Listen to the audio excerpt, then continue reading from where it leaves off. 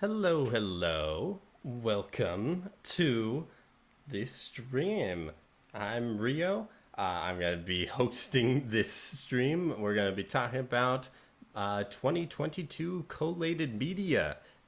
This is my first time ever hosting a stream, so make sure to be nice in there. But hello, Yahiko, Michael, and Julie already in chat. I see there.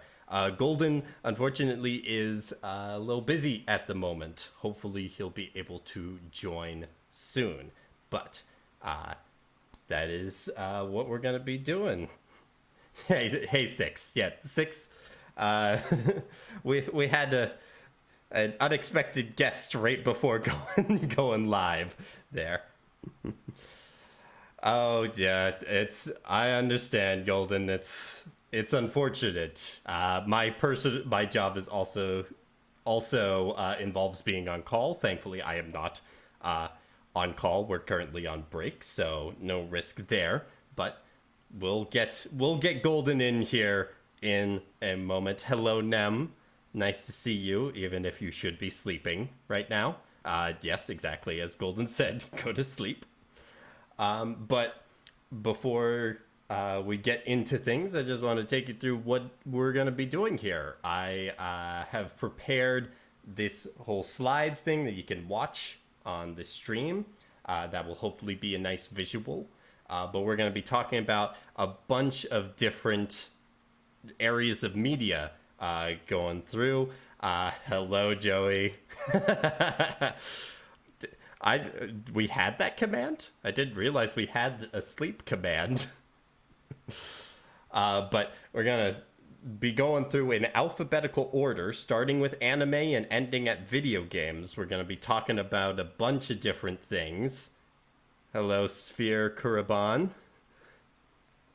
We're gonna be talking about anime. We're gonna be talking about board games, books, movies, TV shows, music. There's a lot of things to get through. We're talking a bunch of media. I did have the fonts, Joey. I downloaded the fonts. But I guess there's other things I have to do to make it happen. But I have created my own ones here, and it is just as good. This is not a discount stream. Just as good. But yeah, I'm gonna move over to the actual studio itself. I did prepare this little thing with there. So we've got Rio, myself, and Golden with the little avatar, which is adorable. It's not, Joey. I just have to convince myself that it's just as good, so it doesn't seem like things are going off the rails already in my very first stream. Oh, that would make sense. Yeah, Hiko. It would make sense that I should restart, but I did not do that. There is another guest. I have my cat who joined in my lap just before going live here. Her name is Steris. She may come up during this stream, but I hope everyone's having a good night. I know there's been a lot of great streams already in the retro week, and we're kind of switching off of the retro to go to this. We're doing the exact opposite of retro. We're talking about the most recent things that came out. But that's how it goes. Yes, cat stream. Oh, I should. Can I add that to tags? Can I add that? Cat stream. There. I guarantee you that there is at least one photo of my cat in this presentation for you all. So stick around and I guarantee you will see that. Oh, yeah. I don't know how long I can wait for Golden on this. Only Nyans. No, I can't do only the cat because she will. She is not the most social cat around. She is My family likes to joke that she's the only real cat in the family. Should we get some background music up in here? About my day. I've been doing all right, just trying to recover. You might have heard, I think Joey mentioned it at the end of his stream with Kelly for Secrets of Evermore. Oh, yeah, she meowed a couple times because she was unhappy with the fact that I was moving around or doing stuff, but she has gone off elsewhere now. But yeah, I was sick.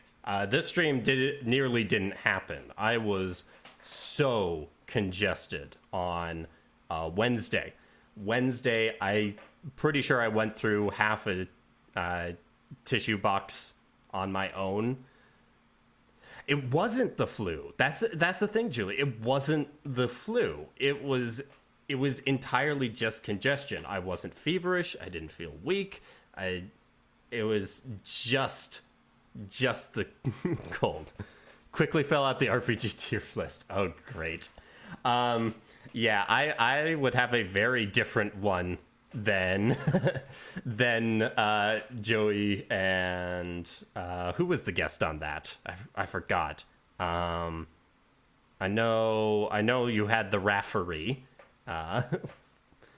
And hey, Captain Howdy. Sorry about not being able to use the text stuff. Forte, that's right, Forte. Forgot that. Yeah, that I would have a very different one than them. Yeah. But yeah, I was feeling really sick, and then Thursday I woke up and I was feeling much better, but still a little bit congested. And even now, I've got things set up here. I've got the tissue box. I've got the trash can to put it in. I've got water. All of that is all good and set in case I don't feel well during this. Yeah. So there's a lot of great media that I'm going to get into, and I think I'm going to get things going here. We do have 2 hours set aside for this, and I believe we'll get a lot in during that. But the first thing, we're going to be going in alphabetical order. We're going to be talking about anime, and I don't know.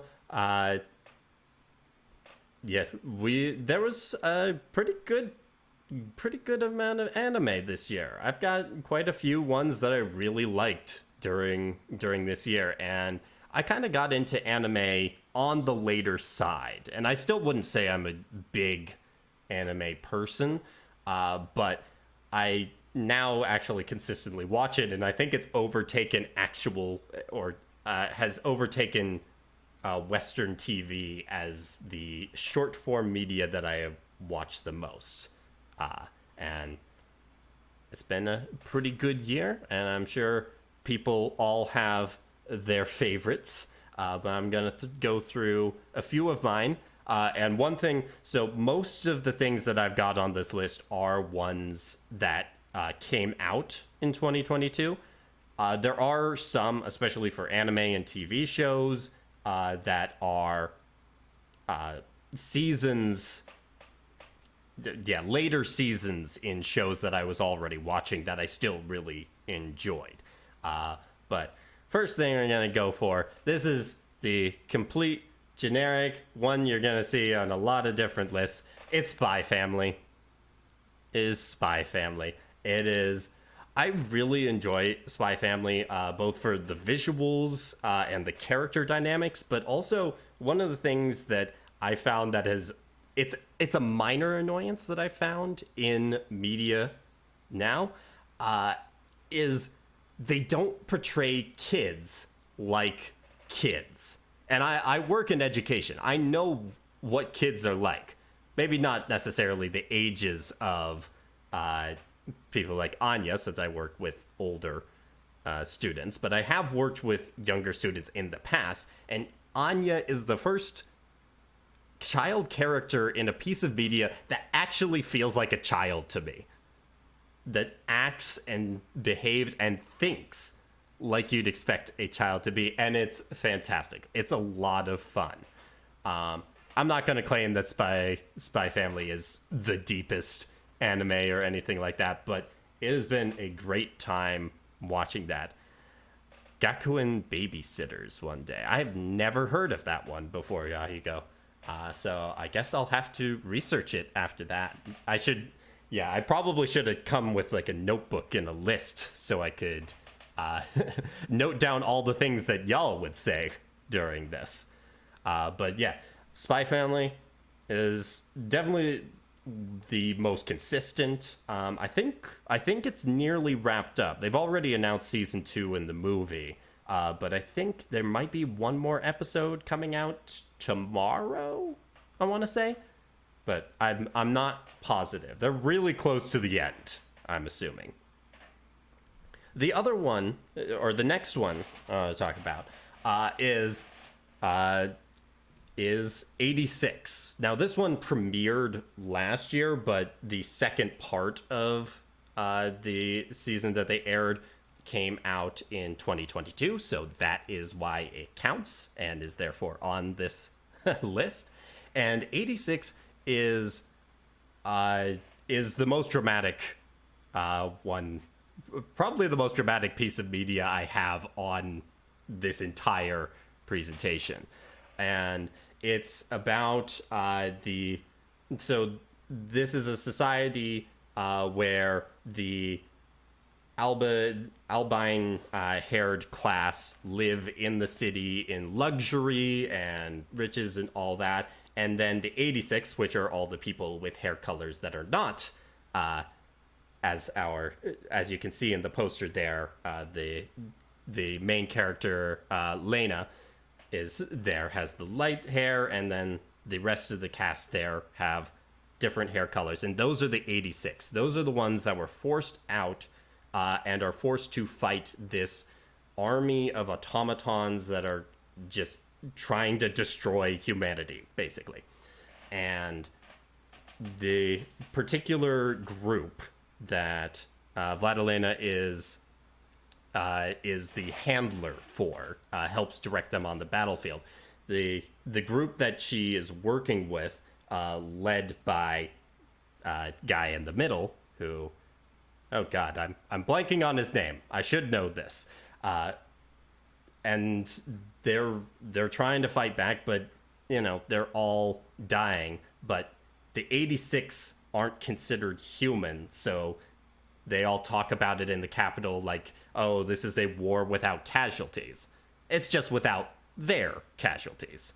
So a lot of fascinating political and war dynamics in there.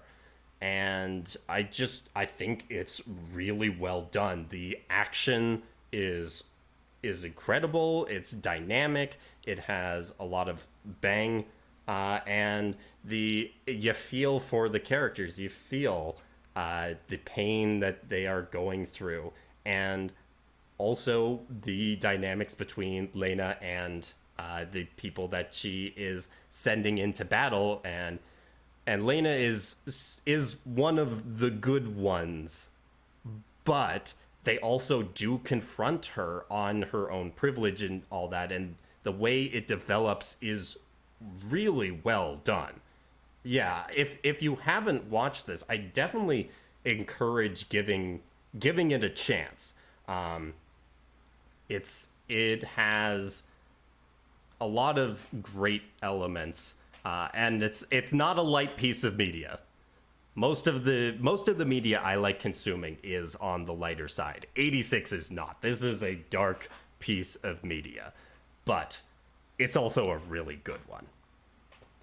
Next up, we have another one that deals with war and all of that, but in a lot more lighthearted form. That's Licorice Recoil.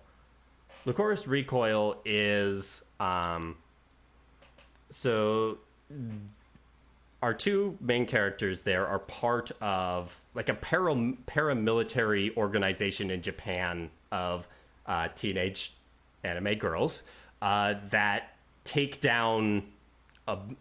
care of crime behind the scenes. So the outside Japan, so the outer idea of Japan is kind of a utopia with no crime and all that, but that's because they have this group that is just going behind the scenes, taking care of all the ne'er do wells out there.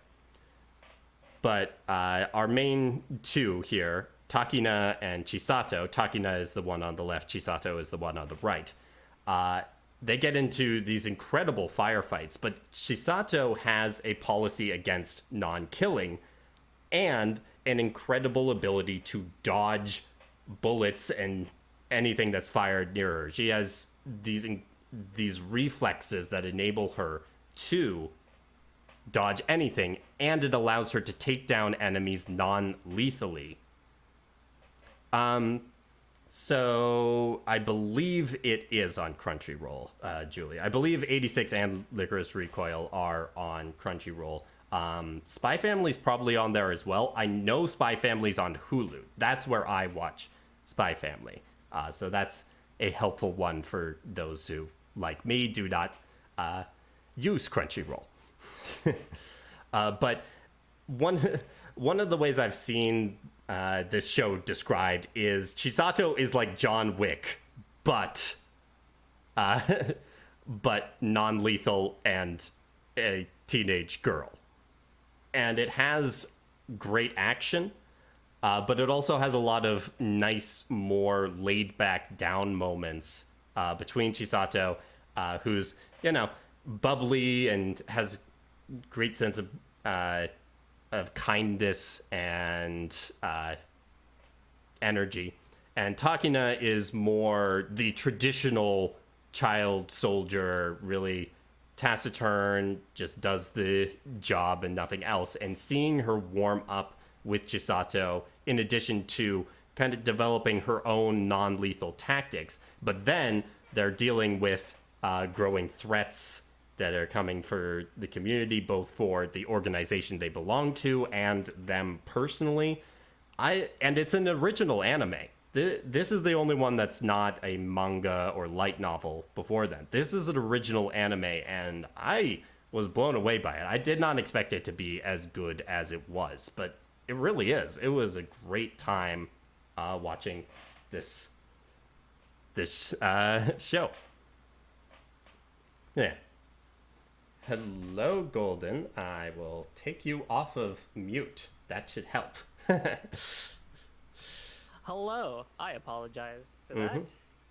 Yeah, welcome. The one time I'm on call, I was telling Rhea before this, right? Like, no one, I was on call for these last 2 weeks at work.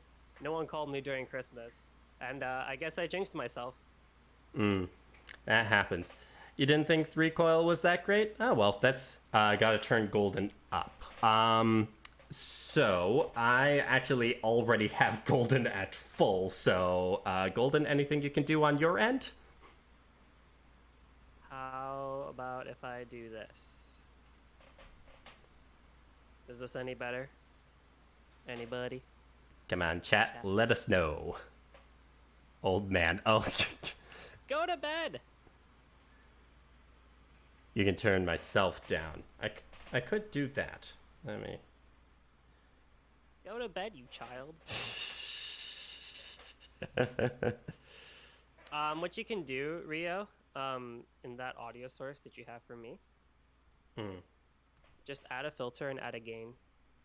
That is true. I can do that. We will add a gain. I did also turn myself down. Hopefully that worked.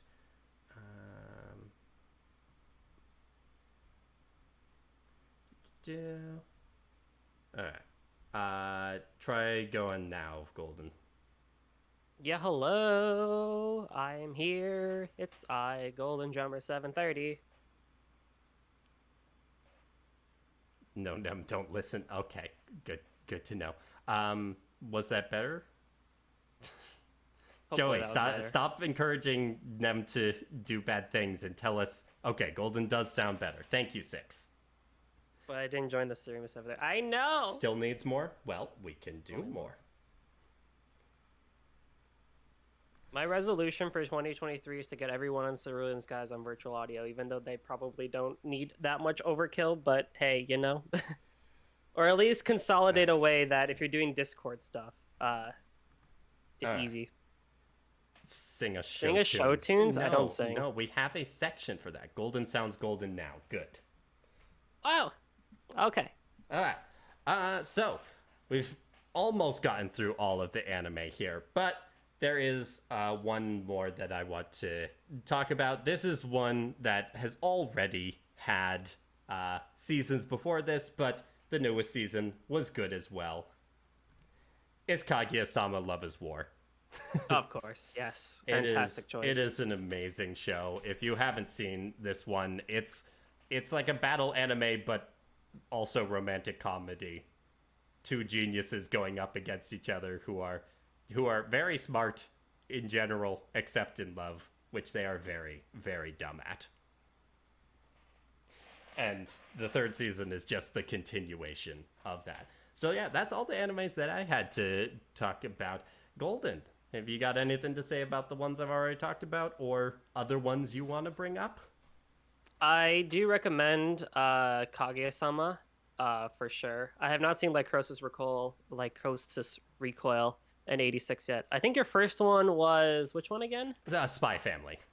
Yes, definitely recommend that Hmm. for sure. Both are very great anime. Spy Family, of course, is just all bundles of joy and everything.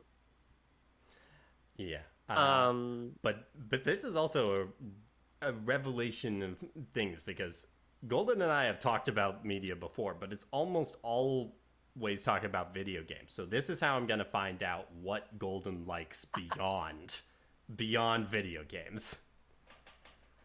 oh, yeah, you're right, actually. Why not buy family? Spoilers, Joey. You know, season 18. They're gonna get into that. Duh. High school Anya finds out she's bi-curious. Yeah.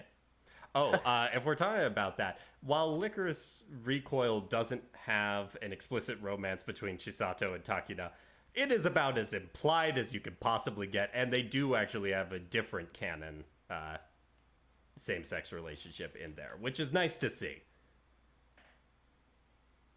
Heck yeah. Mm-hmm. Both 86 and Recoil are on my backlog, so I'll eventually get to them. Yeah. And I know some people have told me that they didn't care for Licorice Recoil for various reasons, but leaving it implied, yeah, that is true. It would be nice if they canonized it. I don't think they will. I've seen the statements from one of the show's writers, and apparently that's not intentional. But anyone who has seen the show, like it's so obvious. It is so obvious. But anyway, One day. so that's it for anime, unless you got something else to add on, Golden. Yes, I actually have different ones too, which you have here. Um, Mm, yeah. so by season, my winter favorite anime was the second arc of Demon Slayer, the entertainment arc. That Mm. one was quite good. Um, for spring, it is a toss-up between a show called A Couple of Cuckoos and Daemon Recipe for Happiness. So I assume a lot of people may not know what those two shows are. So I quick do not synopsis to give know you. either of them. So A Couple of Cuckoos is a harem anime that has its manga been going on for a while now. And the whole basis of it is that these two kids were switched at birth, and then they're like reunited in their teenagers and stuff like that. And their parents basically said, "You two are gonna get engaged," Oh, and it okay. basically follows their shenanigans that happen henceforth. But it's also a harem anime, so of course there's other people that get involved, like childhood friends and not blood related sisters and stuff like that. It is the anime itself is actually quite good, I would say. It does a pretty good job of highlighting the connection between the main guy and the main girl who are engaged and stuff like that. But of course, the uh, the manga goes into much deeper detail as well. Daemon Recipe for Happiness. Um, basically the main guy uh comes back, like he's in his 30s and he comes back home to help take over his family business of being a patissier. Um, and it's been 10 years since he's been gone, but when he comes back, he finds that his dad has chosen a different successor, someone who is a 10-year-old girl, but she was abandoned by her family and stuff like that. And so the whole show basically goes on about like the starting relationship between uh, this 30-year-old guy who's coming back to his family and this 10-year-old girl who was abandoned by her family, and kind of like this like new father-daughter relationship that's kind of built off of that. And of course talking about sweets as well. That does sound wholesome. And I'll believe we summoned Seth when I see Seth, Joey. I would love to see Seth. I mean, Summer, I did not have anything. For fall, I had again a toss up between two. The first one is More Than a Married Couple But Not Lovers and Bibliophile Princess. The Yes, I sure can. No, yeah, that leash. that was always going to be a challenge for for when Golden talked about things that aren't on my slides. But It is Bibliophile all Princess, good. that does sound like something that might be up my alley. As Bib, you'll find out yeah. later on, I am a pretty avid book reader. So we'll, yeah. So book related ones like Ascendance of a Bookworm, that's right up my alley. Yeah. I like the audio right now is Rio only in my right ear and Golden is on my left. That probably How? shouldn't be happening. Let's. What? But anyway, Yeah. while Rio figures that out, so More Than a Married Couple But Not Lovers is one that recently came out, and I thought this show was not going to be as good as much as I liked it. But the basis of it is that in the current situation, in the current way that high school is going right now, what they essentially do is they pair up a guy and a girl to basically pretend to be married, um, and so then they start to live together in that, they can convince people to get married and have children because Japan's birth rate is declining and stuff like that. And so the guy and the girl in this show, it is a romance show, get chosen No. are A as romance show polar with that opposite. title? Never. Yeah. um are as polar opposite as can be, and it basically goes into the day-to-day happenings of what goes on there. And the main drama behind it is that the main guy really wanted to be with his childhood friend, and the main girl really wanted to be on the person that she's crushing on. But as story would have it, these two got together as polar opposites, and then the childhood friend and the girl's crush all got paired up as well. So the drama behind it is that if they're able to get an A rank on their uh like exams for this whole practical of living together and stuff like that, then they could convince the other couple to switch partners, and then everybody would be happy and stuff like that. Bibliophile Princess. Biblio. I have a quick TLDR here. Um, Basically, the crown prince offers this daughter of a baron a special arrangement that if she would become his fiance, then she could spend like all of her time like reading, uh, and hanging out and stuff like that. And it's a very I haven't finished it. I'm only like halfway through. But it's a basically a very fluffy slice of life romance of this girl who really likes to read and this crown prince who's like trying to show her that like he actually cares about her and stuff like that. Um, yeah, I don't really have much more to say other than that, Yes. but I do recommend all the I ones. changed it so Sphere, hopefully, I am not just in one ear for you now. But you can let us know. Here's hoping. So But yeah, yeah, sounds good. So the next thing we're gonna talk about is board games. Do you play a lot of board games or any, Golden? We do when we get together as friends. Those who have seen me around enough know like I have a friend named Liquid and his fiance. They are very much into board games and stuff that and like party games and stuff like that. So we have amassed a collective collection of them. So every time we get together, we like to play something new and something that we're used to and stuff like that. Yeah, and I feel that, Julie. I struggle with that myself. When I am not with one of, I have one friend who has a lot of board games, but is over 2 hours away, so it's rather infrequent. Or with family, and family is more than 2 hours away. I don't really have other options. I don't have people to play with, but there are still chances. We get them in a little bit over the year, you know. But yeah.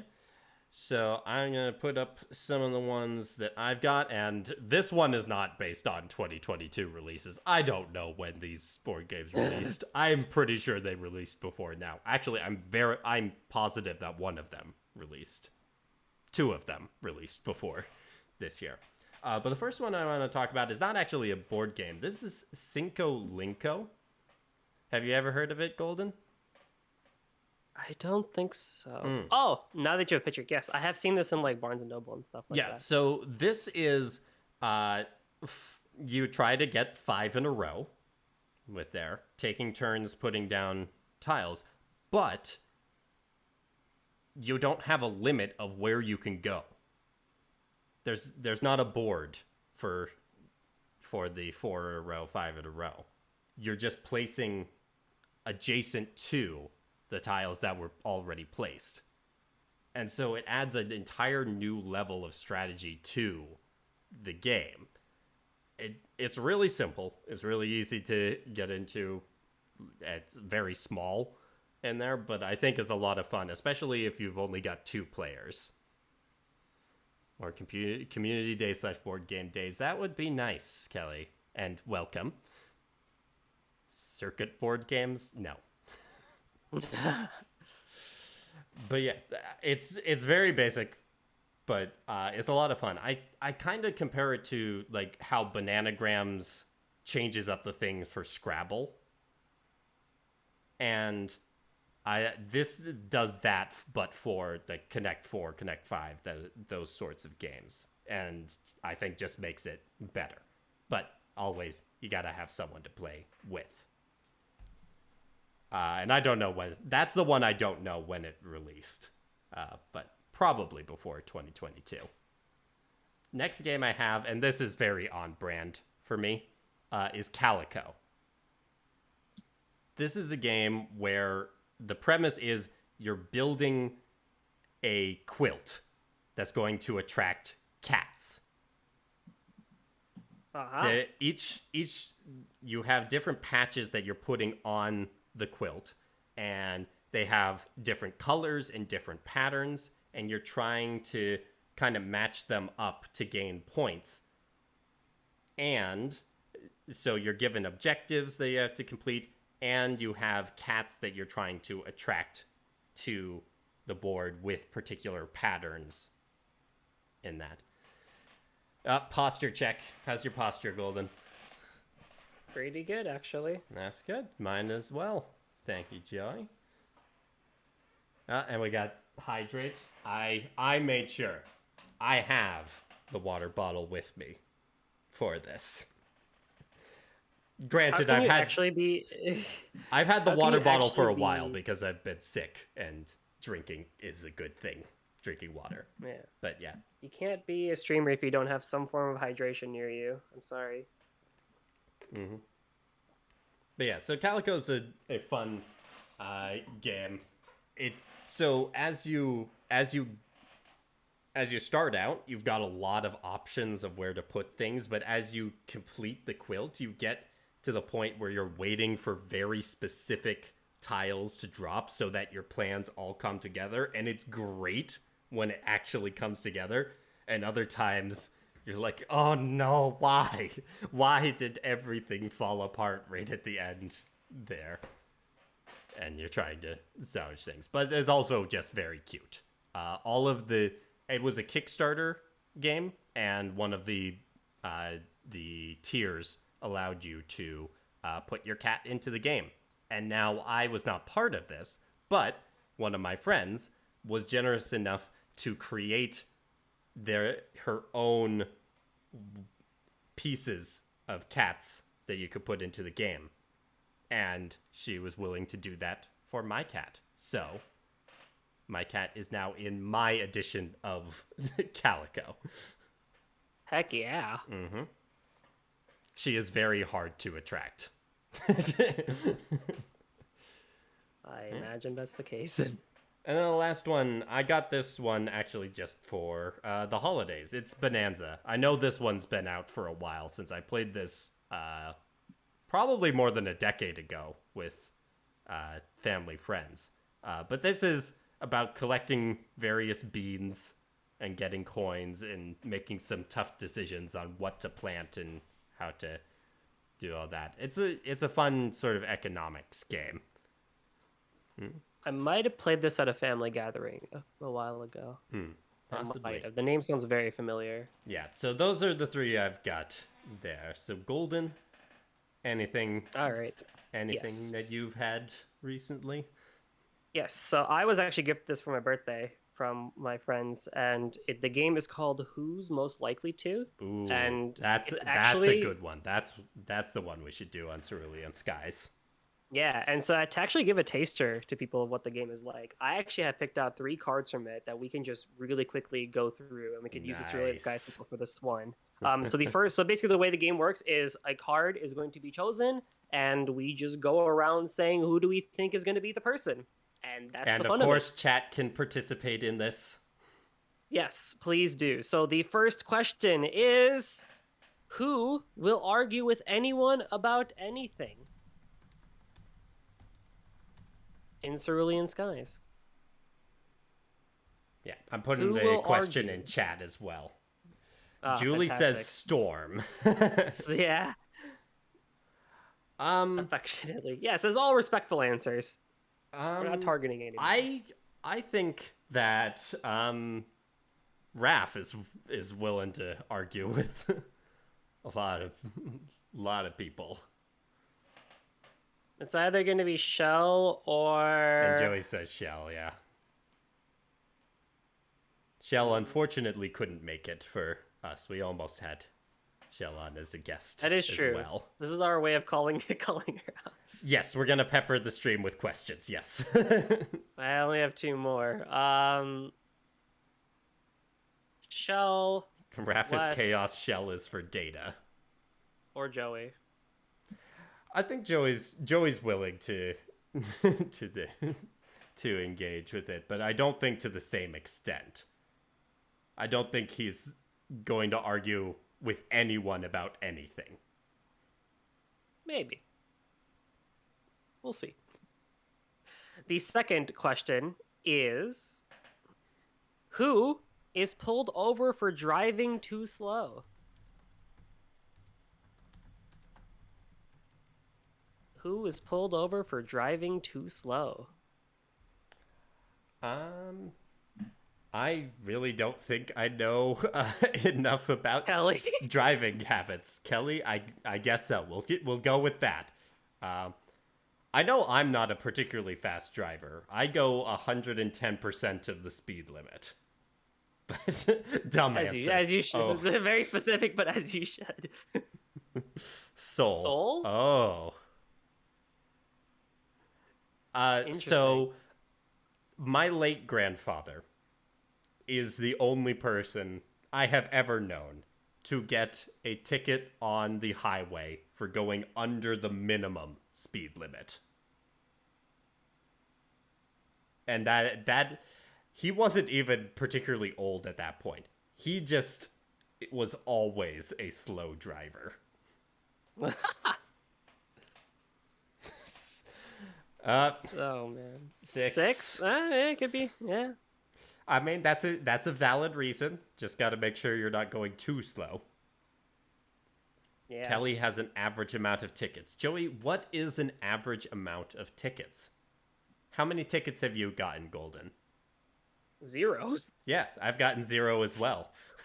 Well, how do you have an average? The only thing that's ever happened to me is I've gotten into one car accident. Hmm. 7. 7. That's not average. I hope that's not average. I hope that's not the average. What? Same Parking number tickets as counted. polos in a closet. Are we talking about my closet? Because 7 actually is a good good approximation. I think I have Oh 7 man. polos. Gonna say Oh 10. man. Wow. Wow. That is Yeah, I think if we do a Cerulean Skies get together, you and I, Golden, probably should be designated drivers. probably a good idea, it seems. So Oh what's your man. third question, Golden? What's the third Who one? who refuses to ask for directions? Ask for directions. Who refuses to ask for directions? And this is when we played this and got this question, we did not do just driving. We just kind of did like in general. Um, Joey, um, I'm gonna say Yahiko. He I likes don't know. figuring it Chad is very Joey focused. Except Joey, who said 6. out. Or that might be for the first question or the think second question though. Bro, What? everyone's just going for Joey. I can hear Joey's voice saying exactly that. I can hear him. You can hear him cackling from over here. I gotta say Yahiko or Shu for not asking for directions. I am glad though that you and I didn't get picked for any of these. I I think it could be argued for me. I think I am good at recognizing when I have no knowledge of something, but if I have some knowledge, I'm gonna forge ahead and not necessarily ask for help, and that leads to some bad situations. Nope. Six has claimed it. 6 said, or not 6. Shu. Sphere. Shoe. Yeah. Yeah. Even I have outside maps. of Who just cares? driving directions. Oh, Shu. Are you one of the people who's still hanging on to their physical atlases in their car? Oh my god, the AAA books. Oh Good man. times. Tell a person about the AAA books. They'll look at you like you're crazy. Yeah. Yeah. So, well, Oh thank man. you for bringing the questions there. Of course. Of course. Good time. You know, that could be a stream. We could do a stream with chat of. That actually could be. Yeah. Now that you mentioned it. But anyways, that was board games. So we're gonna jump down the alphabet quite a bit. Nope, sorry, that's the next one. Books. We're not jumping down the alphabet at all. Almost there. Yeah, books. So, yeah, my bad. I know my letters. So I've got quite a few books here, and I'm gonna go pretty rapid fire through them. Yeah. So first off, I'm gonna talk about All My Rage by Sabah Tahir, and this is about two teenagers, immigrants from I believe it's Pakistan, in the U.S. and dealing with all of the issues there, and it is powerful. This is a really good book that takes on so many different layers, talking about both U.S. culture and how it is to be an immigrant in the U.S., but also about how particular Pakistani, Indian, that sort of culture influences, it continues that influence even in the U.S., even when they've moved to escape it, and how it manifests in different ways based on gender, based on sexuality, based on everything.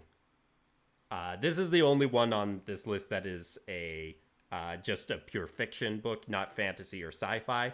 But It's also, yeah, one of the best books of the year. You're gonna, if you see other lists, other book lists, All My Rage is probably gonna be on there. Ooh. Next up, we got Babel by R.F. Kuang. And so Sabata here wrote a fantasy series prior to this, which is how I knew her before this. Same with R.F. Kuang, but Babel is also fantasy. It's about so in this fictionalized version of 19th century England, Oxford University had, or Cambridge, one of the two, has this place in it called Babel, where they use magic with language to create powerful devices, and it comes from silver, and it's a commentary on empire and how the British Empire kind of did take over power economically and how they used it to force other nations to deal with them and all that in the real world, but in the fictionalized way. How they would do that with regards to language, with regards to translation. That's another thing. Babel deals a lot with translation and how words transfer between languages. A lot of shared language stuff. I mean, English has so many loan words from other languages, and that is directly based in the magic system. It's incredibly cool. But also, the main characters are a bunch of people who are not, are either gender, race, sexuality, any of the type, are not the fit for 19th century England. And just how they deal with being a part of the system, how they rebel against the system, all this fascinating book. I Yeah, there's not much else to say. If you enjoy language uh and fantasy and historical fantasy fiction, Babel is a must read. It's amazing. Next up, we got The Lost Metal. This is the last book of the second era of the Mistborn series by Brandon Sanderson. This is a series with an incredible magic system. Brandon Sanderson is really good at writing those, and I also really enjoy the characters. My cat is literally named after a character from this series. Oh, Yeah, but this is the culmination of this. So the Mistborn series is kind of like Trails in that there are different eras for this. This is the second arc in there, but there's a huge time difference between them. So there's hundreds of years between Era 1 Mistborn and Era 2, which this is part of Era 2. This is the finale of Era 2. And the way it develops the world through that and connects with the stuff before, absolutely fascinating. I love the Mistborn series. But I'll move on over to Arusha and the Nectar of Immortality. If you've read Percy Jackson, this is Percy Jackson, but for Hindu mythology. And yes, it's right up great. my alley. It's great. I really enjoy this. This is a middle grade book. It's not going to have the depth that you expect from adult fiction, but it's also a really good time. And Roshani Chokshi is a very good author, and Arusha is a great protagonist. The Nectar of Immortality is the last book, but there are 5 books in the series. It's complete now, but really good times. If you enjoyed Percy Jackson, you'll enjoy this book too, as Rick Riordan Presents might indicate. Then we got Jen Lyons, The Discord of Gods. This is an epic fantasy one. It is. She just loves to take the epic fantasy tropes and play with them, dealing with prophecies and all that. If you want an epic fantasy that's not like all of the other epic fantasies, this is the one to go for. Discord of the Gods is also the final book in that series. The series is called A Chorus of Dragons.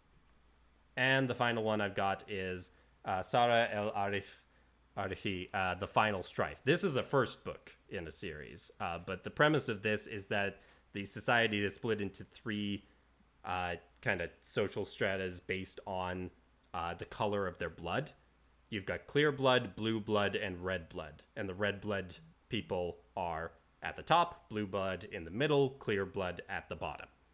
And the final strife is that at the beginning of the book, a group of blue bloods kidnap the children of red bloods and replace them with blue blood children. And the plan is to raise up these red blood kids to be to compete and take over the powerful positions in the red blood society and then affect change that way. It's a really fascinating world and how the characters deal with it, because our main protagonist is one of those children who was stolen and is working out how she can continue to change society after her group was basically destroyed in the years after the initial mission. So yeah, those are the 6 I'm going to talk about. I have read a lot more books than that this year, but those were the ones I wanted to bring in. Golden, any thoughts? Yeah, so books and I had a weird relationship this year where I didn't really get a chance to sit down and actually read physical books. But what I did start doing was my job started requiring me to go back into the office 3 days a week. And so I started getting a little bit bored listening to music on the way there and back. So Audiobooks. I slowly got into audiobooks, yeah. Yes. So there are 2 in particular that I would like to bring up. That I read as audiobooks, but they are great as actual novels as well. The first one is Under One Roof by Ali Hazelwood. Many may recognize the author. She has a very big hit of The Love Hypothesis. That's it. Yeah, I knew I'd seen that name before. Yeah, so what she did is after The Love Hypothesis, she released 3 mini novellas. Raylo AU, oh my god. Yep, the Rilo AU. I don't really agree with that. I don't see it, but I also didn't see those Star Wars movies, so I don't see the whole AU thing. But hey, it's getting a live action at some point, so that's cool, I guess. Oh, it wasn't really. Julie's saying it, so we're. I guess yeah, it must be true. It's so canon after, now. Well, apparently it was. So she released a trilogy of novella about like these 3 friends, Mara, Sadie, and Hannah. And this is Mara's side of things. But basically, Mara, the main character in this, inherits a house after her aunt passes away. But someone else, who was it again? It's not like the aunt's kid, but like someone else in that that family also inherits the house. And so it's a short novel about like these 2 people who are like very into their careers, basically hating each other and falling in love with each other as they both like have inherited this house and stuff like that. I don't want to go too much into it without spoiling it, but if you like The Love Hypothesis, you will like Under One Roof. It's pretty much very similar to Love Hypothesis, but it's much shorter and it's much quicker in terms of its pacing and stuff like that. Very quick read, very quick listen, and very cute as well. Nice. So the other book is Book Lovers by Emily Henry. I actually just recently finished this one. And essentially the whole premise of Book Lovers is it starts out talking about the premise of like how Hallmark movies are like, there is a person, guy or girl, and they're working in New York and they're very busy and stuff like that. Their dad calls them and says, our business is failing and stuff like that. Can you please come home for the holidays? And begrudgingly, the person goes back to Montana or something Yeah, like this is that, and this is they a hate it Hallmark there. movie plot. Yeah. Yeah, they go there, they see cute person like lumberjack, cute lady and stuff like that, and then they start hanging out, and lumberjacky dude is just like, oh well, it's really good out here and stuff like that, not in them cities and whatnot. But then the person goes back to the city, realizes the city isn't for them. They come back, they get together with the hottie, they save the family business, and they're like, ah yes, family and countryside is the way to go and stuff like that. um and so this book starts on that Yeah. premise, Everyone wants a and it's a lumberjack cute lady. Right, of Joey? course, who doesn't? And so it starts with that, because that's exactly what happens to our main character.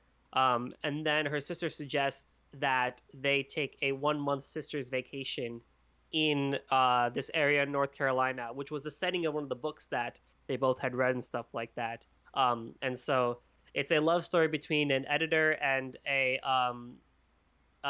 publishing agent in this sort of setting. And it's meant to like not only like follow that trope a bit but also subvert it a little bit too.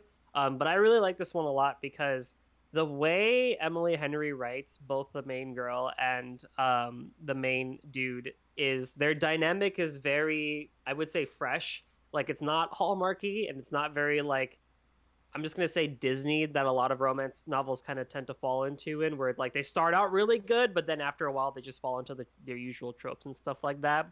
A lot of the ideals and a lot of like what these characters are trying to subvert slightly, that stays throughout the entire novel and stuff like that. And being in romance, the two are gonna get together, but it's like the journey ends up being a lot more interesting in this novel compared to say like other novels. I would even argue more so than the Love Hypothesis and Under One Roof. Um, but that's kind of like a low bar because Ali Hazelwood writes to tropes. I think she's said this in an interview somewhere. Someone has said this before, but she writes to tropes. She doesn't write for stories. Um, but uh, yeah, I would recommend this one. What's my favorite romance novel? Eek. I don't know that one. Eek. I don't know actually. I've really only gone into novellia over like the past like couple years, specifically with romance and stuff like that. Because beyond before that, it was a lot of like Murakami surrealism novels, and like manga and anime and stuff like that. Murakami. Classic Murakami. Everyone I falls down I that bridge. tried. I tried, and I could not get into Murakami. It's tricky. It is definitely tricky. Which ones did you try? I tried Kafka on the Shore. Yeah, that one arguably was the harder one for me to get through. I think Murakami is an amazing writer.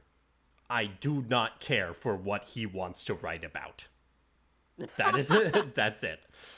If he wrote on pretty much any other topic, I'd be on board. But he has this fascination with certain things that just weren't what I wanted to read. Yeah. Like I think my favorite Murakami novel though is probably After Dark, which is the one that takes place over the entire course of one night and stuff like that. Um that one I think you probably could get through. But yeah, Kafka was a difficult one. Kafka also shot itself in the foot many times with the way it decided to go with its plot. Oh boy. Oh boy. Mm. No. Yeah. um oh yes, actually I have it on my shelf. Hold on. The benefit of having a No, bookshelf, right? we're not judging boners. We're judging sudden boners. You're watching harem anime? Dude, I watch harem anime since 2015. No, my favorite romance novel is The Kiss Quotient by Helen Huang. Hmm. Um, the premise of that one is you have a character named Stella who is an economist and a data scientist. And she also has Asperger's. And then the guy in this novel is a sex escort. And so it's a story between like how um, she hires him to teach her about romance, I believe. and it just goes down many, many paths. Yes, that one. I will type that one in chat. The Kiss Quotient by Helen Huang. Yeah. 1Q84 is probably one of his best. I see. I want. I like Murakami's fiction more than I do his nonfiction. Wind Up Bird Chronicle is a W for me. Wind Up Bird Chronicle is how I got into Murakami because I had to use that book for a school for a class called The Magic of Realism. This is also the same class where I had to read erotic fan fiction for those who know that story. But my final project was a an essay on the Wind Up Bird Chronicle. Uh, well, this is all fascinating, right? But I think we're gonna move on to the next category of media here, which is movies. Now, I don't know about you, uh, Golden, but I actually tend to struggle with watching movies. It's a long commitment, and I don't like to pause in between to go do something else. But I ended up watching more movies than usual, and you'll see how few I usually watch by how many are actually on here.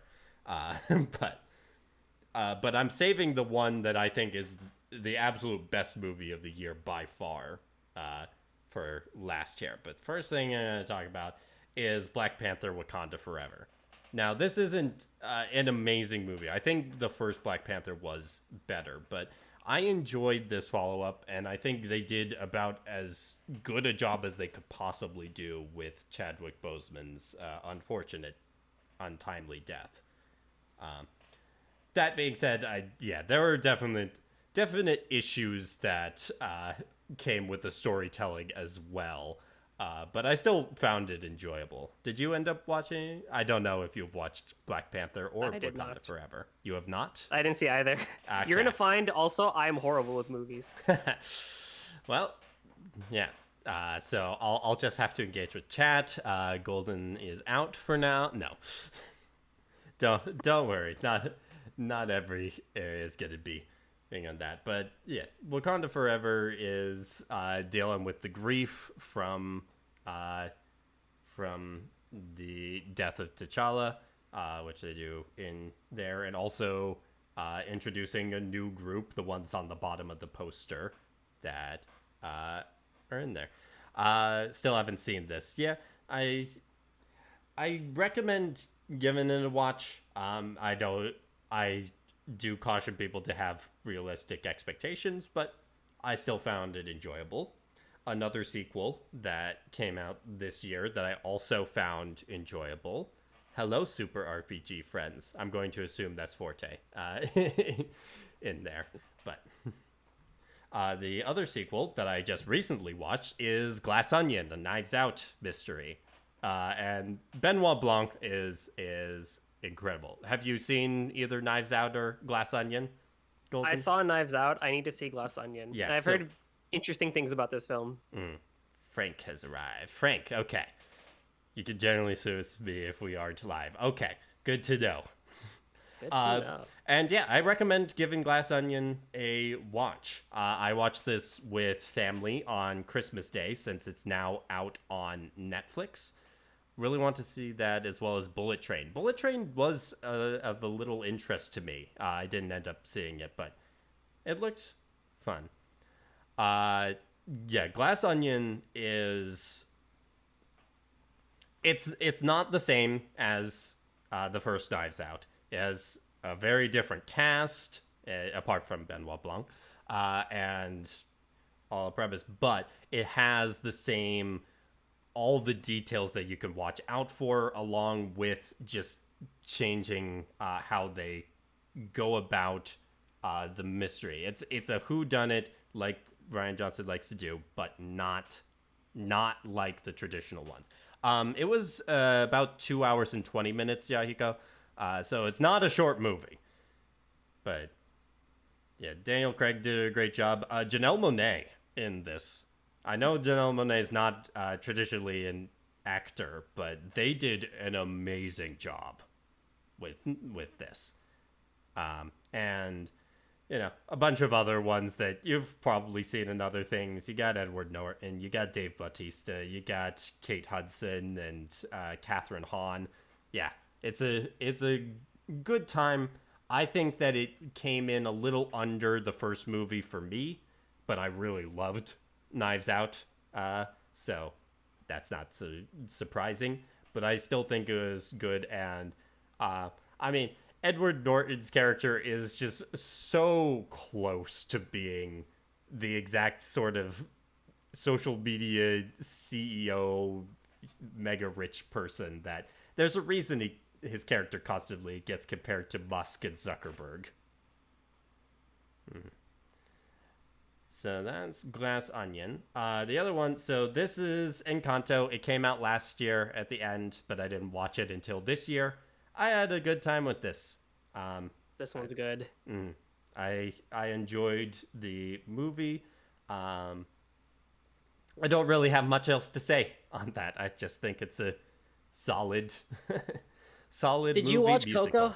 I did. So I watched Encanto in an agreement with a friend who was always telling me that I didn't watch what she recommended, and she had watched multiple things that I recommended. So she said that we would be even if I watched Celebrity Jeopardy, Coco, and Encanto, and I did watch all of those. So,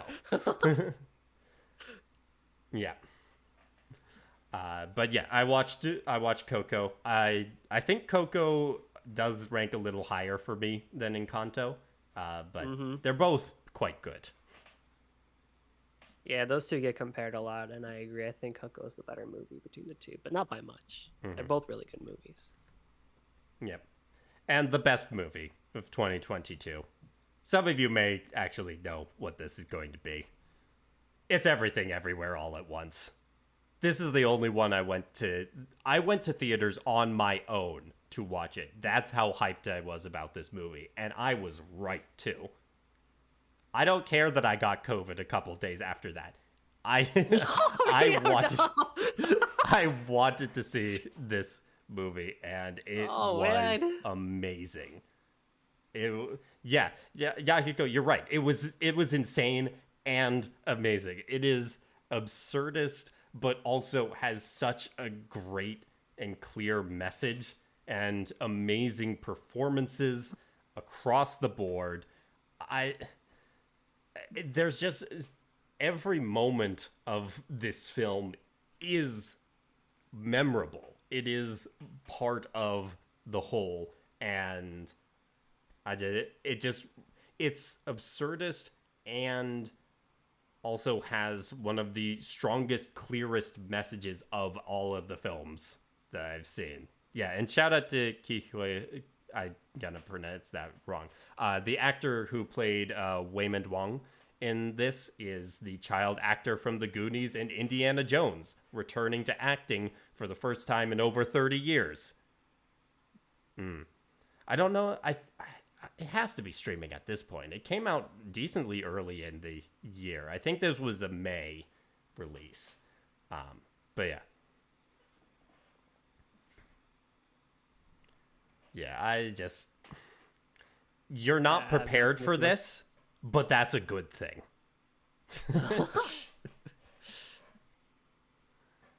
Yeah. You downloaded it on Prime. Nice. So, Golden, that is your homework from this, is to watch Everything Everywhere All at Once.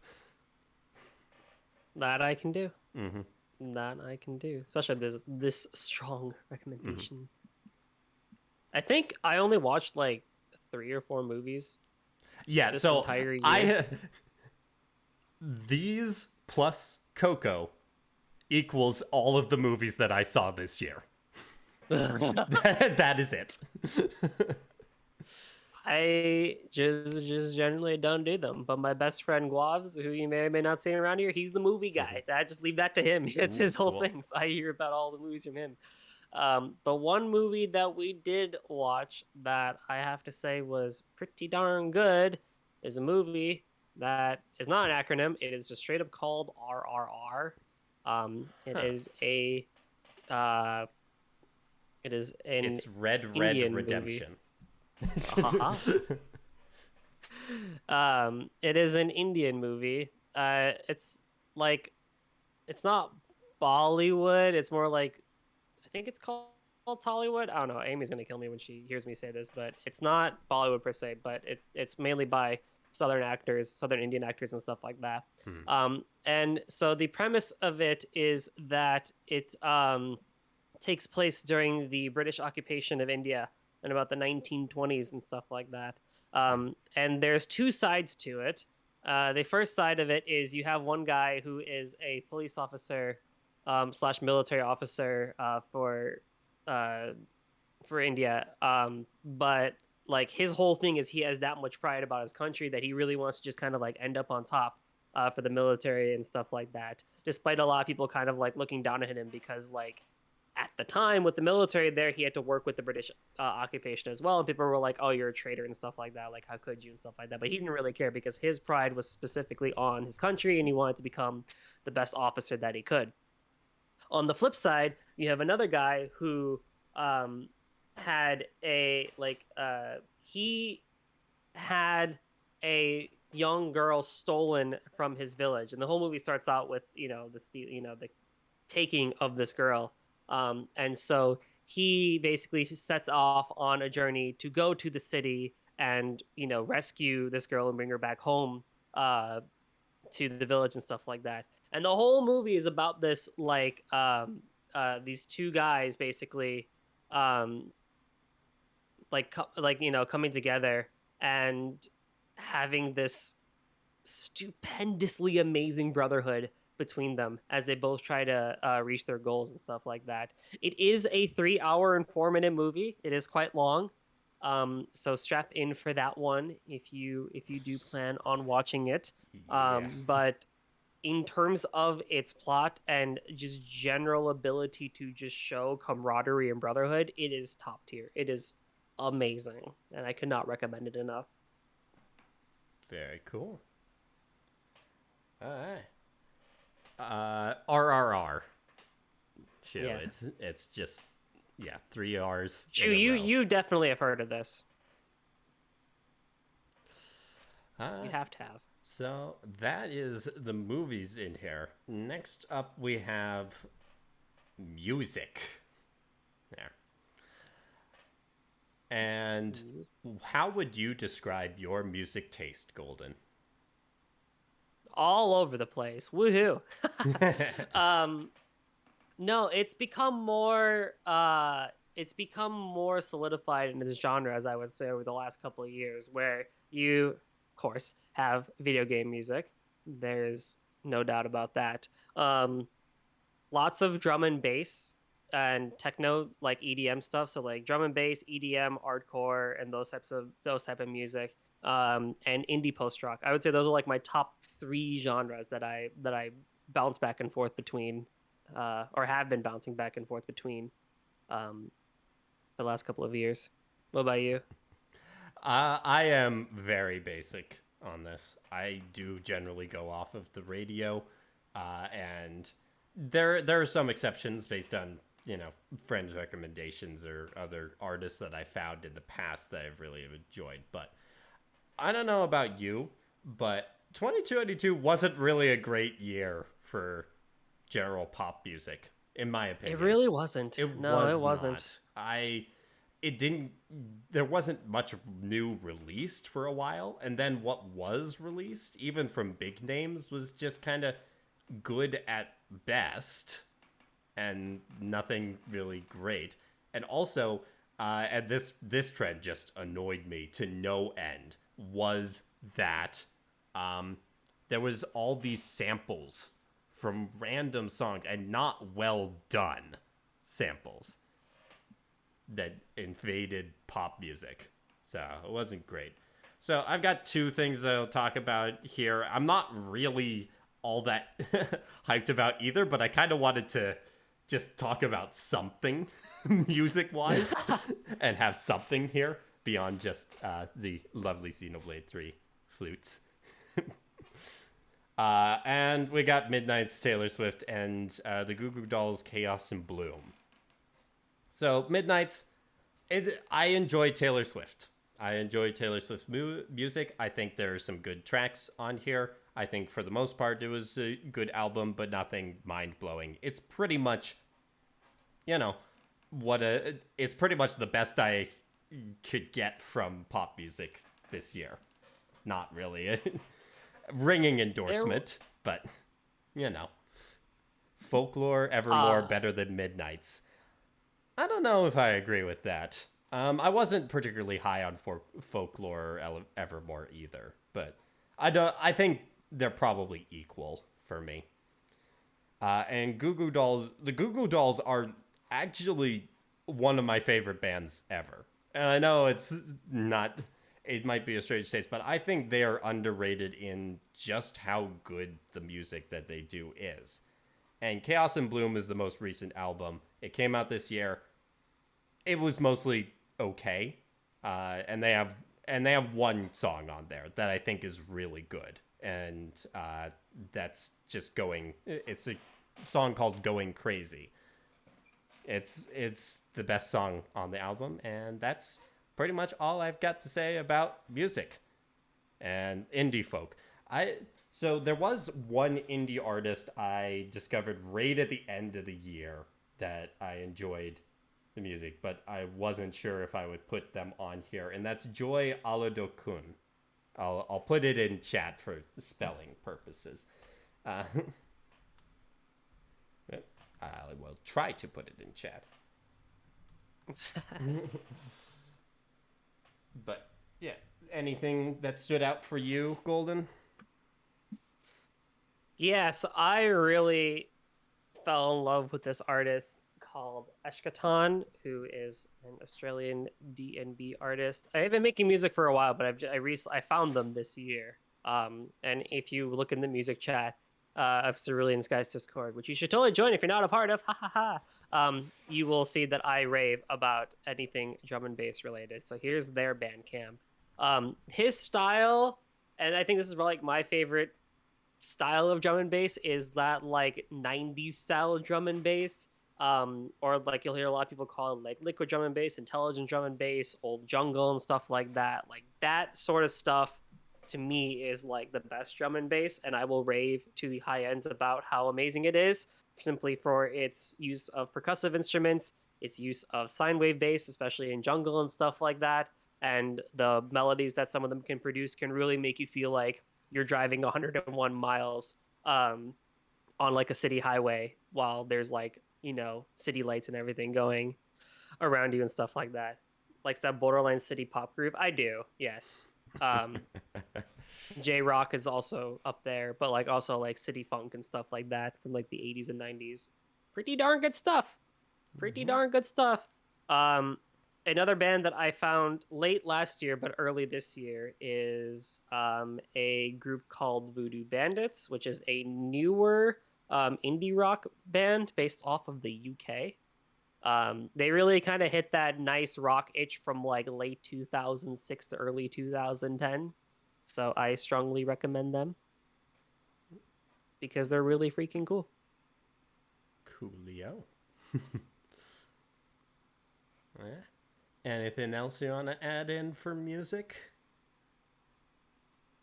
Oh boy.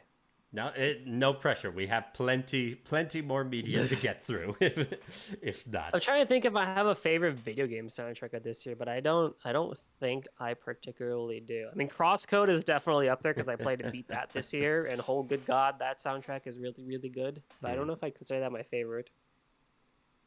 Yeah, I think Xenoblade 3 probably takes that for me. Just off the top of my head, I can't think of another one. Um, but I also, yeah, none of them were particularly spectacular this year. Even Xenoblade 3, which is really good, I don't think would get into my top 10 JRPG soundtrack list. Honorable Yeah, mention, like sure, but not top 10. yeah, like honorable mention to Cold Steel for honorable mention to Strangers of Paradise, and even though I'm not done with the game, I'm absolutely going to be that guy and say honorable mention to Scarlet Nexus. I know everyone in Cerulean Skies hates that game, but you and I are the Scarlet Nexus defenders, and Yep. boy, heck, that soundtrack is great. Yeah, yeah. I bought Doesn't it too have a lot yesterday. of big I bought it Mitsuda yesterday. melodies. Yeah, no. Maybe he's just saving them for the DLC. But so next we have TV shows. I I'm just gonna say this right now. I did not watch TV shows this year. I have nothing for this. Fair enough. I don't have a lot myself. I used to watch a lot of TV shows. Nowadays, I actually just tend to rewatch a lot of them. But there are a couple that have managed to hook me. And even the ones that I'm going here aren't ones that debuted in 2022. They're ones that debuted before and just had new seasons. Uh, and that's What We Do in the Shadows and The Owl House. So, What We Do in the Shadows. Do you know either of these shows, Golden? No. Okay, so What We Do in the Shadows is a bunch of vampires living on Long Island and kind of the misadventures they get up to. It's by Taika Waititi and Jermaine Clement. Jermaine Clement being from The Flight of the Conchords, and that's pretty much its tone. It's that sort of comedy, and it's a lot of fun. I really enjoy the characters of that, the humor, and the fact that it just takes a different look at vampires and how they operate in modern society when they have not actually been keeping up with modern society for the last 150 years. But yeah, I really enjoy that show. So yeah. And then The Owl House is a Disney animated show that unfortunately has been canceled. It's completing its third season, and then that'll be it for it. But it's a human gets transported to the demon realm and tries to learn magic and all that from Ida the Owl Lady and a bunch of things. And it's just a really fun world that they're enveloped in, and the character writing is peak levels for the Owl House. It's really, really good. Luz Noceda as the main character is amazing, and just gives off the energy you'd love, you expect from the weird kid from school, which he definitely was at her previous school. And very, very wholesome, but also has a lot of greater world stuff that it develops over season 2 and into season 3 now. It is a great show. Both of them are great shows if you can watch them. What We Do in the Shadows is on Hulu, and The Owl House, of course, is on Disney Plus, which I have to mooch off of my sister to even watch, but we all got our ways. Yeah. One way or another. So, Golden, what older show would you recommend to people to watch in 2023 coming up? Older show. Now, a show you've watched in the past that you think people should go back to now.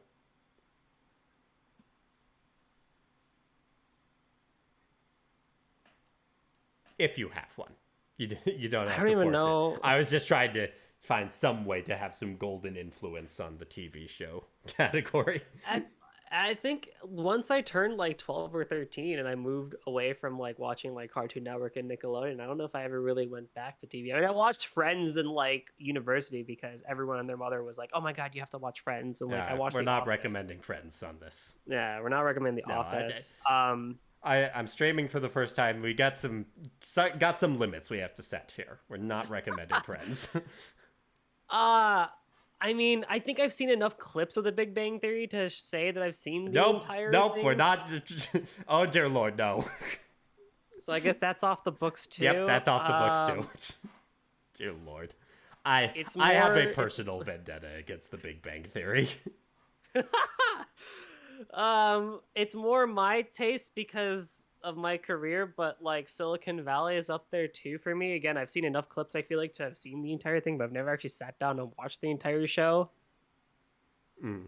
Um, Yeah, yeah, I really just don't do TV. yeah, that's that's fine. Silicon Valley. That's the one we're taking from from what Golden said here. Okay, I do need to hear like a slight bit though. Even if you don't want to go into too much detail, at a high level, what's this vendetta against BBT? So Big Bang Theory is a so first off, I hate laugh tracks. I hate live studio Okay, fair audience enough. stuff. So Yes. that's Hmm. already a bad sign. But I can also recognize that there are still shows that are going to be good that use that. But uh, so a couple of reasons. One is just the general backlash to its popularity when I thought there were far better shows that were on at the same time that Fair enough. I would love to have gotten that same level of attention uh, that didn't. And then the general portrayal of nerd culture and the enforcement of a certain toxic nerd masculinity that comes Aha. from the Big Bang Theory. Because I had people who told me that I can't really criticize it because I haven't watched it. So I did actually watch some of the Big Bang Theory Let's go. just so I could, be able to criticize on on the terms that people wanted me to have to criticize it on.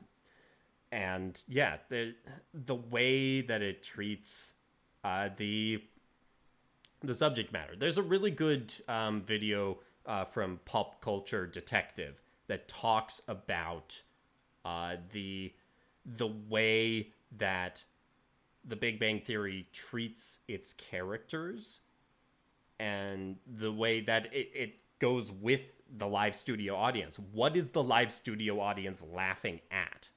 And then also just generally the way that they treat the female characters and even the just women in general is not good. It's really not good.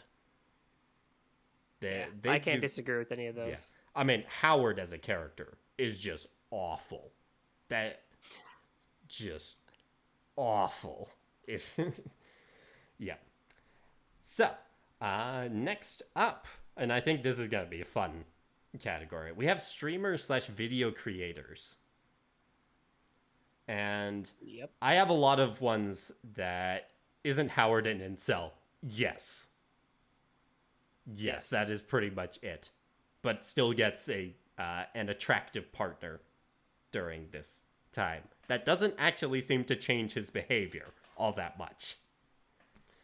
Oh no, not at all. Yeah. Joey sweeping this list. Sure, Joey.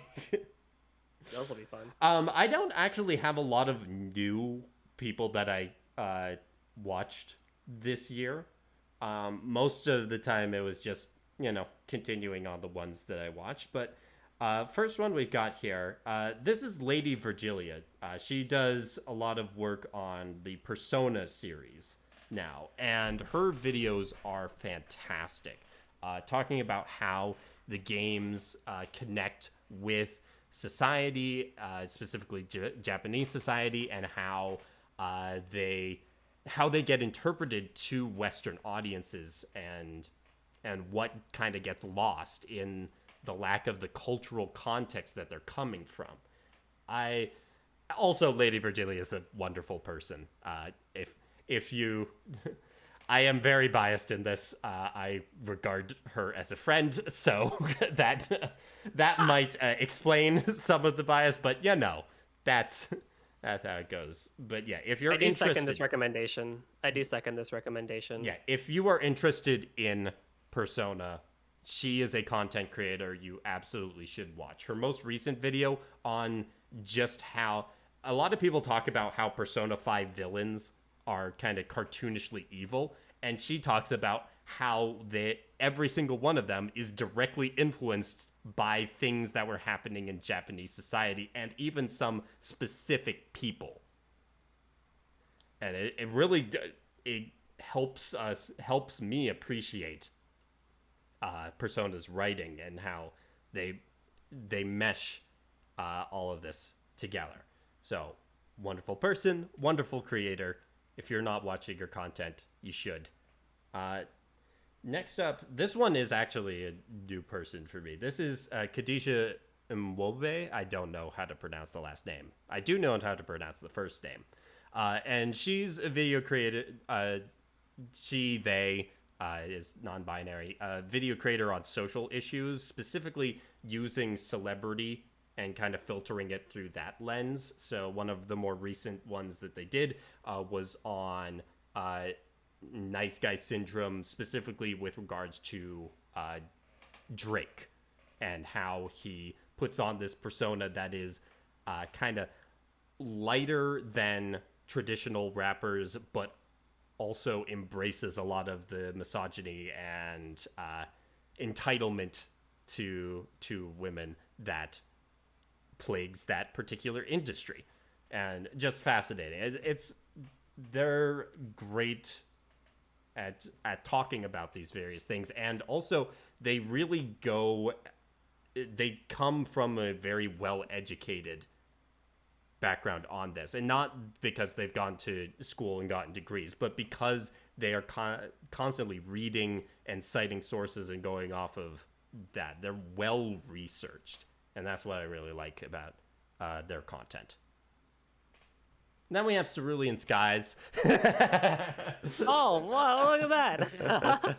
And so Cerulean Skies has been great. I mean, if you've been watching during Retro Week, there has been so many great people on. And I'm not just talking about the ones who are all on a lot of the time, although Joey, Kelly, Yahiko, all of them are great.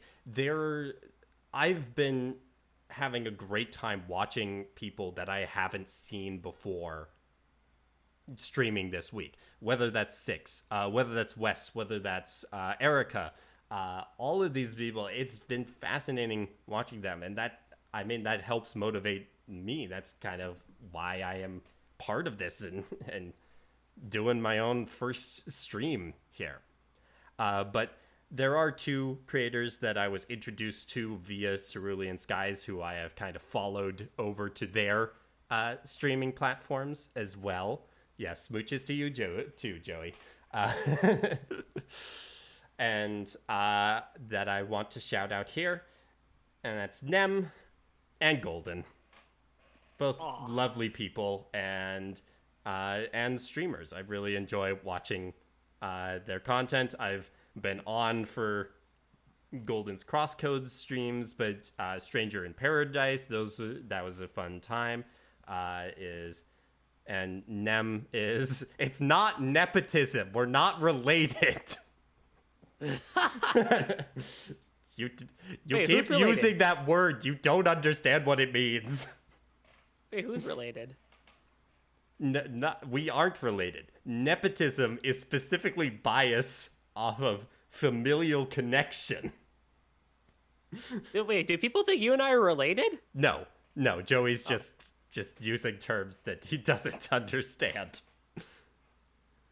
No, I'm pretty sure it does mean related. I think there's another term for biased if it's just based on, putting friends in there. Get a dictionary. Well, so maybe it's nepotism, but anyways, and Nem does a great job. I've really enjoyed her Harvestella streams as well. Favoring relatives, friends, or associates. I apologize, Joey. You do understand what nepotism means. I do not.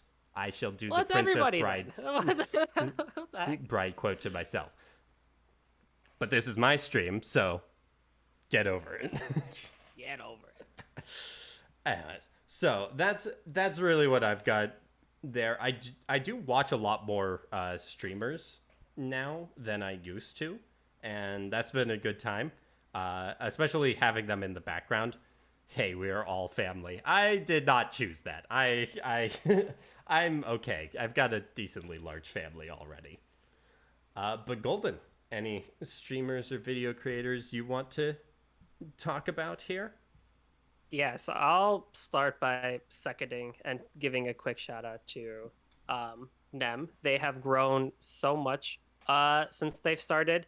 Um, I knew them for a little bit before they started streaming, but it was through streaming that we got to hang out and get to know each other a lot more and stuff like that. But just like their growth has been so amazing for as much hard work as they put into um everything that they do with like with the VTubing and their schedule and stuff like that. Like Mhm. not to get too deep into the weeds, but behind the scenes, I can confirm that yeah, she does amazing work. So definitely, if you don't already, go check her out. Um, just an overall amazing person. And Yeah, am I and gonna say she's Sir even gone Alfred? to bed now. It's great. I hope so. I swear to God, that child. If there's any dynamic, I think a lot of people enjoy seeing is just Nem and I just teasing each other, like older brother, younger sister situation. I think so. We've been told, or at least during the Among Us stream when her and I were paired up together as the imposters, was top tier. we I will have say we when have some good dynamics in Cerulean Skies. we do, we really do. Secondary second thing to second on which forget it. Cerulean Skies, my goodness, like when Joey approached me with this earlier this year, I did not think we would be kind of where we are. But it has been easily one of my favorite things I've done this year is helped build up this community and work with so many amazing people, so many amazing content creators. I cannot wait for 2023 and where this community is going to go because genuinely, yeah, as you said, Retro Week has been a blast. Six being unhinged is hilarious. Seeing Erica and Kelly play Super Mario RPG was just You so do much not have fun. to answer Joey's question. You do not have to engage with that. Oh, favorite ship? Duh. Like it's easily a toss up between Yahiko and myself or Rio and myself. I'm just gonna throw that out there. Duh. Anyways, continue, Colton. But no, I think Cerulean Skies is honestly what the internet is a community that the internet genuinely needs right now, and I hope we can, being one of the people that help run this whole ship, I hope we can just expand more and bring in more amazing people on here Mm-hmm. for Cerulean Skies. So yeah, definitely gonna give major shout outs to them. A couple of people that I will mention in terms of streamers, I will put their links here in chat as well. With Yahiko and Rio's ship. Yeah, you never know. I like the dynamic that you and I have, Rio. I do too. I am certainly Uh, glad that you are on with me for this. heck yeah. So Taro Prophet and Chai Maita. Taro is someone that I've known from the Toe Project Discord. They just started streaming this year, and they also again have just a wonderful, loving personality. Um, Chai is a VTuber that I found this year who can speak Russian very, very fluently, which is super entertaining to see. But they're also a fan of the E series, so automatically plus five Yeah, points to there. East.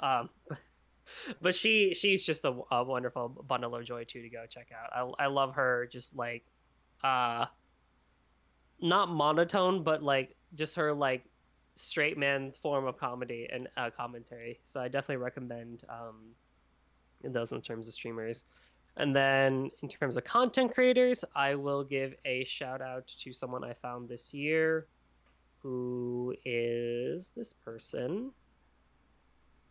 You may or may not have seen his Final Fantasy X videos or just other Final Fantasy related things, but Dangzo8 is just a very calm, very collected, very enjoyable content creator um, who actually inspired me to help not modernize my way of commentary, but like definitely change it up when I came back to streaming. I found them this year, but when I came back to streaming in 2020 and stuff like that, I definitely was struggling a bit. But then late 2021, 2022, when I found him, I was like, I'm not trying to copy him, but like he helped me kind of realize, okay, now I know what I want to do with my style and stuff like that. Nice. Very Just be cool. in love. No, Joey.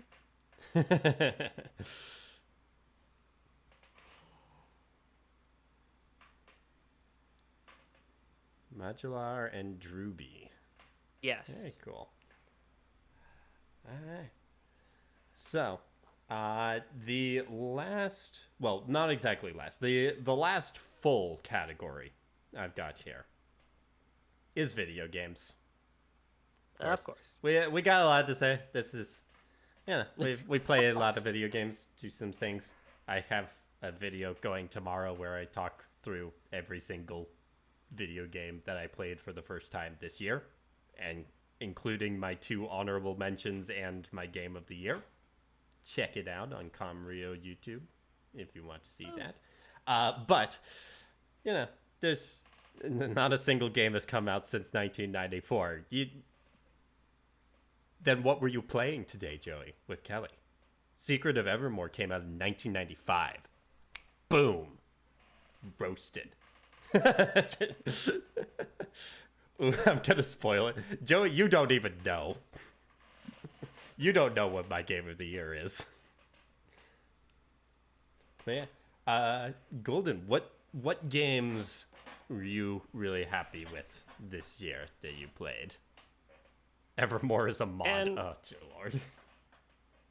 I subscribed to you this year, and I began to realize that I should really start writing down what I play on a yearly basis because I had to go through like the 2022 game releases to like see like what the hell even came out this year or slash last year and stuff like that. I have no recollection Did what I did Stranger in in my Paradise year. come out this year? Oh god, did it? It was this year, right? Or was it last Oh year? no, I've got Golden second guessing himself. I don't know, but it's I mean it's not on there. I picked just top three of different genres, or actually top four of different genres.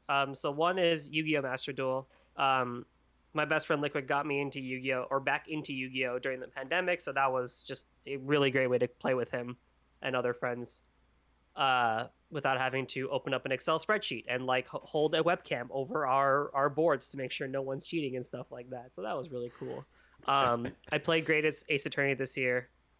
Fantastic duology. I love all things Ace Attorney, and it was nice to just kind of sit down because the last time I sat down and played a brand new Ace Attorney was when Spirit of Justice came out, and I was a sophomore in university at that time. So, boy, it's been a while. Mm-hmm. Um, Want to give a shout out to Kenna Bridge of Spirits, an indie game that came out by Ember Labs.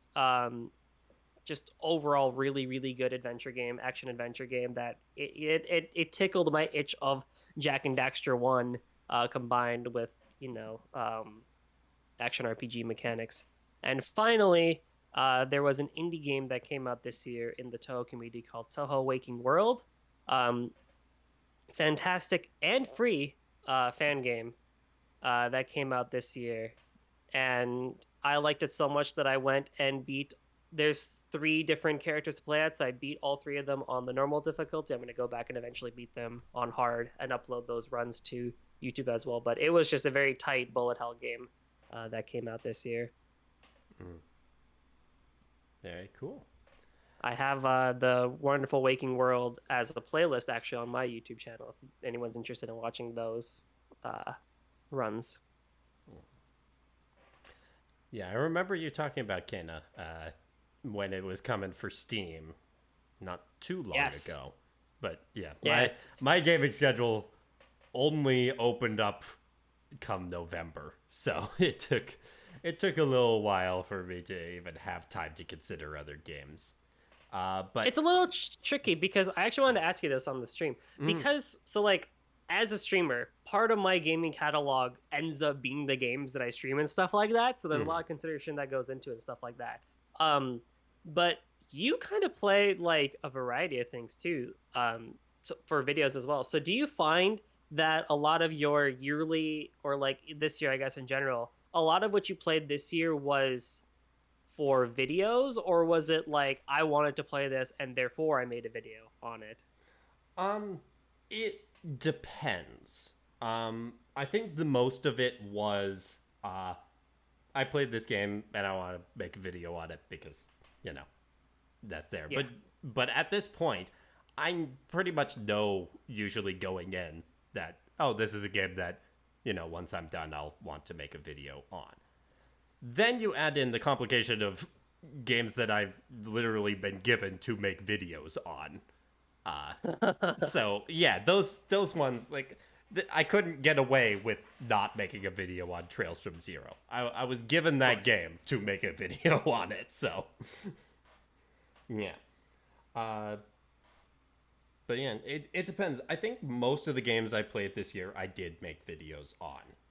And the ones that I didn't make videos on, either it was because I decided not to continue with them. Danganronpa V3 is in that category. Shantae and the Pirate's Curse is there. Rogue Legacy. And then there's one game where I'm planning to make a video on it, but I haven't finished the game. That's near Replicant. Since I just reached part 2, I've got some ways to go before any video thing's gonna happen there. So yeah, it Interesting. really depends. But I think most of the time I go into a game knowing that I'm gonna make a video on it, unless something unexpected happens. I mean, I went into Danganronpa V3 thinking I was gonna make a video on it, and then yes, I saw that in the Discord, Yahiko. Beer Beplicant. Yeah. But Joey says he thinks he knows what my game of the year is. I'm not going to have him say what it is in there, but I've got 4 games here that I really enjoyed that came out this year. And he is welcome to say if his guess as to what my game of the year is in these 4, because I guarantee it is. My game of the year is in this group of 4. And these are the 4. It's been a really good year for Switch, let me just say. It's been a really good year. Balan Wonderland. No, sorry. I only am willing to give Game of the Year to games whose directors have been arrested for inside trading only twice. If you've been arrested 3 times, it's out. It's out. No, none more. Nothing more. Yeah, so Live Alive, there's a reason Live Alive's on here. We talked for 3 hours about Live Alive on RPG Podcast, and we Yeah, could you have did. gone longer. It is that game is quite something. Specifically the ending. I That's helped inspire me to potentially, I'm not saying this is confirmed yet, but potentially to do a new video series just on specific gaming moments in a game. A moment that really stands out in each game. And I know exactly what that moment would be for Live Alive. And that would be, it's just incredible. Pokemon Legends Arceus, that is the best Pokemon game in a long time.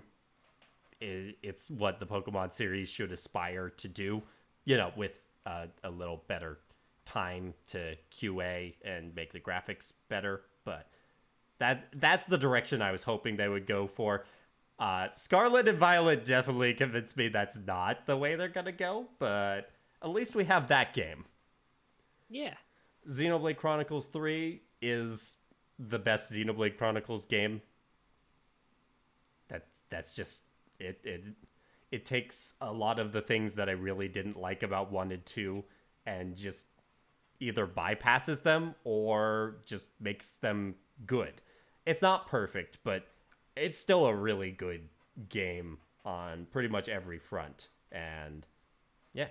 And then Trails from Zero, it's finally here. It finally made it. We actually have an official English localization, and we've got Azure coming not too far into 2023. Although I don't know about you, Golden, but the early part of 2023 is going to kill me. There are It's so many RPGs coming out right at the beginning. it's the middle for me. No, we got Persona 3 and Persona 4 on consoles and PC in January. Fire Emblem Engage. We got Tales of Symphonia Remastered. We've got Octopath Traveler 2. We've got hmm uh, Atelier Ryza 3. We got Trails to Azure. There was a leak, and we might be getting the Suikoden 1 and 2 remastered release in March as well. And that's 7 games in 3 months, all of which are long RPGs. Something's gotta give. This is ridiculous. And, there's also a bunch of ones that haven't gotten release dates. Ugh. Yeah, and I mean, we got Final Fantasy 16, Sea of Stars next year. Yep. Hajimari's coming out. Yeah, July for that one. And June for Good. Final Fantasy 16. And sometime for Sea of Stars. Yeah. They need to actually tell us when that's coming. I don't know. I'll believe it. Sea of Stars is, I will believe it when I see it. Yes. And then Eiyuden Chronicles 100 Heroes is also next year. When Silk Song, I can't tell you, Yahiko. No one can tell you. When I see it. I don't think the developers even know when Silk Song is. But yeah, so those are some of my best ones. And apparently this proved Joey wrong. So if you're saying you're wrong, Joey, I want to hear. What do you think my game of the year was for 2022? One that's not here. While Joey types, I want to give honorable mentions to the 2 games I just recently streamed because boy hell were they good, Crosscode and Strangers of Paradise. Yeah, Yeah, there's certainly really games I went back to and played for the first time that didn't come out this year that are still really good. Spiritfarer was a really good game that I played this year. I'm playing that next. Thought it was This Way Madness Lies. I really did like This Way Madness Lies. I would not give that my game of the year. I know we talked about it as my underrated game, but it's not. I can confirm it's not the game of the year, and it's not in honorable mentions. It's just a nice, good game. Yeah, Joey and I had talked about Spiritfarer briefly. I know he really loved that game as well, and it's good. Yeah, That is next on my docket. So yeah. So that is the video games, but the last category we got is miscellaneous. What did I miss? Golden, did I miss any categories? Are there any pieces of media that didn't fit in the broad categories we've got here? You're not a manga reader, are you? No. The only it's not the manga, it's light novel. I read Spice and Wolf via the light novel, Nice. not the anime. That's it. And I figured that if there was manga to talk about, we could have talked about it in anime, but you were late, so no, you're good. That's true. Favorite fast food. Oh my god. That doesn't count as media. I think the most visited fast food place I went to was Dunkin' this year, mainly because of their breakfasts. I was on the move so much. I work at a school with a dining hall. I don't honestly have to go for fast food a lot.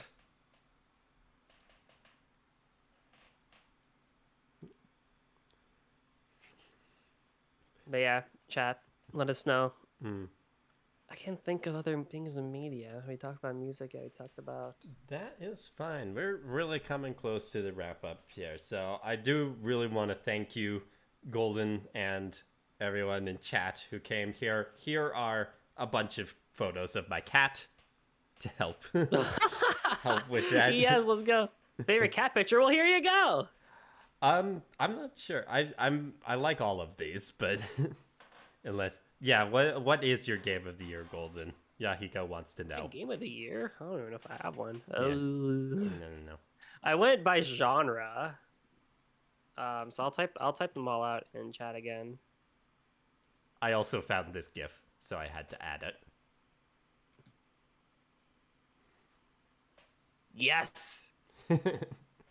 Yes. Yahiko says top 3. And Joey asks for what is the worst game y'all played? Worst Tales game. to Asher. Tales to Asher, no. Tales of Arise. It was a good game, but it was the lowest of the games I played. Tales of Arise is an interesting one because to me it has one of the best combat systems the the entire Tales series, but it doesn't know what it's doing, It has no plot idea. wise, No, they story wise. easily should have been two separate games, easily, and they were like, "No, we're gonna." They're talking about. There's rumors of them making a sequel. A sequel to what? What's there to make a sequel on? What do you mean? I We had mean, one in the game. to be fair, if it's something more like the Berseria to Arise's Zestiria, that I can understand that. It's They did that in game too. Sonic Chronicles: The Dark Brotherhood is probably the worst game I played this year. Good to know, Joey.